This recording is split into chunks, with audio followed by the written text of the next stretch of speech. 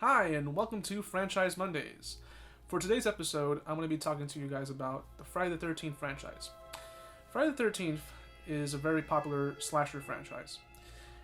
Sean S. Cunningham, when he made the first film, which came out in 1980, his quote was that he wanted to make a movie that could rip off Halloween. Halloween had come out 2 years previously to Friday the 13th, and he says he spoke to a writer named Steve Miner and told him, how can we rip off Halloween and quickly while it's still popular? So they literally just came up with the title Friday the 13th without even a script. They quickly placed it on an ad, and it was everyone was kind of fascinated. What is this movie going to be about? So when they noticed that people, this could probably be bankable, they started writing a script. And at the time, Friday the 13th was never intended to be a franchise. It was just intended to be a ripoff.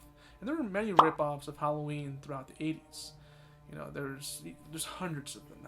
You can look them all up, and you'll see that a lot of the horror films that came out in the 80s, most of them tended to be about a guy in the woods killing a girl. Not all of them, but a lot of them did. So Friday the 13th was no exception. So Friday the 13th is about a group of camp counselors who come back to this camp that had been closed for many years, Camp Crystal Lake. And in the 1950s, a group of teenagers who were camp counselors had been killed by someone, and no one knows who it was, but they were murdered, so the camp was closed. Now, fast forward to present day. They say present day in this movie, which really is 1980, and the camp has been reopened by a character named Steve Christie, who has a lot of money, and he just wants to fix up this camp for some reason. We're not really explained why, but he wants to open the camp. And just like before, people start dying very quickly by this character that no one knows who it is. So if you've never seen Friday the 13th, then you might be surprised by a little twist at the end. But if you have seen, then you won't be surprised by it. But it's a very simple story. A formula that was carried on for how many films? 9, 10 films? And it worked. So the first film is simple, camp counselors, they're getting killed off.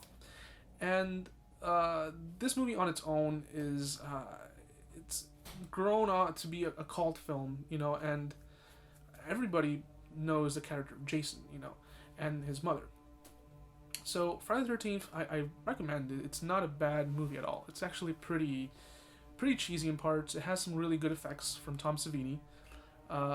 One watch is the character of Jason, how he looks when he's younger, all deformed. A lot of the kills are pretty neat. I mean, some of which, by today's standards, won't be extremely gory, but they're pretty cool to look at. Now, since Friday the 13th was successful, more so than they thought, literally the following year, they made Friday the 13th Part 2. They literally wasted no time. Let's just start with a sequel. And they made Friday the 13th Part 2. Part 2 takes place 5 years after the first one. And again, this time around, there's a group of camp counselors, not in Camp Crystal Lake, but literally a camp that's next to it, like a couple of feet away from it, literally. And it's 5 years later, and there's only one cop guarding the other camp. And he keeps warning the other kids that you guys are too close to this camp, you might get, in danger and stuff. So, of course, Jason, for whatever reason, I guess, he's no longer just interested in people who come to Camp Crystal Lake. He's also interested in people who are a couple of feet away. So he starts, killing off teenagers, usually while having premarital sex. And that's our story. People are getting randomly killed. And again, these films, you watch them for the gory death scenes. You don't watch them for the story.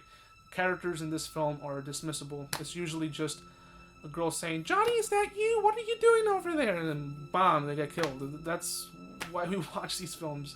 They're not very smart films. So Part 2 tries to explain to us a little details as to that, Jason didn't drown, he's still in the woods and he's still killing people. And in this film, he has a hood over his head. He's not wearing the iconic mask just yet. He does in the third film, which was released literally a year after part 2. Why? Because it made money. Since it made money, let's do another one. Now, this time around, they are not in the camp that was next to Camp Crystal Lake. They're in a barn that's next to the camp that was next to Camp Crystal Lake. What the fuck? By this time, they should have just closed down all of Crystal Lake. You know, no one should come near that place.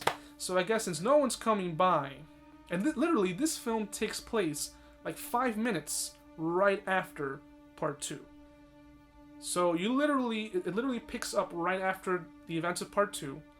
And, you know, everyone died. There's one character who survives. I won't say which character survives, but you're seeing it in the news in part 3, and literally as that's happening, you see this group of kids passing with a van. You're seeing, oh my god, a whole bunch of people died, and it's right next door, and you're staying there? Really? I don't get the logic. So of course, Jason goes again on a killing spree. I guess Jason kind of sees like, oh, I mean, I'm just sitting here bored. No one's coming down to this side of the camp. Let me just keep going further. And he does that for the whole franchise until he gets to New York and space. So, the third film, there's nothing special about it. It's literally just the same thing. A lot more cool killing effects. But this time around, part 3 was made in 3D.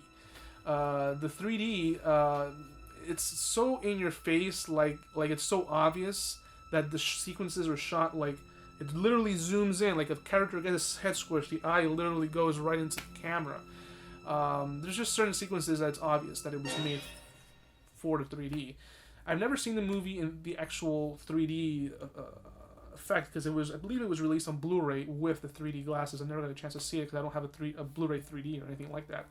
But it's has some neat gore effects. Some of them are kind of dated, but so the way 3 ends and part 4 begins is literally the same thing as part 2 leading up to 3. This time around, part 4 takes place in a house that's next to the barn that was next to the camp that was next to the camp next to Camp Crystal Lake. This is fucking retarded.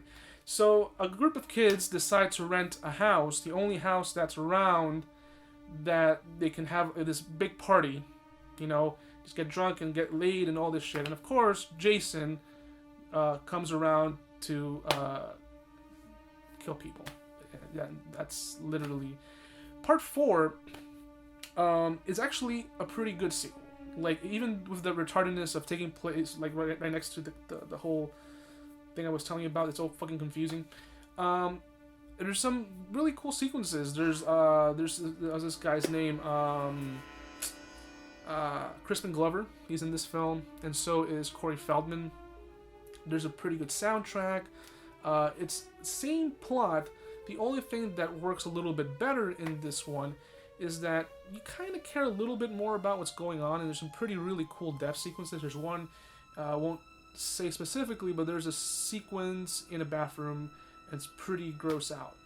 And it's curious that a lot of these films have been heavily censored. You know, for the longest, there's still no uncut version of any of the films, except of part 1. And part 1 is the only one that you can watch unrated. All the other ones, to this day, you can't see. Even part 7, which was released uncensored in theaters, to this day, on any home video release, even if it's on VHS, DVD, or Blu-ray, it's heavily censored. Same thing with part 4. There's a lot of sequences that, if you look at stills online, you can tell that they were intended to be a lot gorier, but because of the MPAA, they were heavily censored. So anyway, 1 is really good. It's a classic. 2 and 3 are 4 is actually pretty decent. Check it out.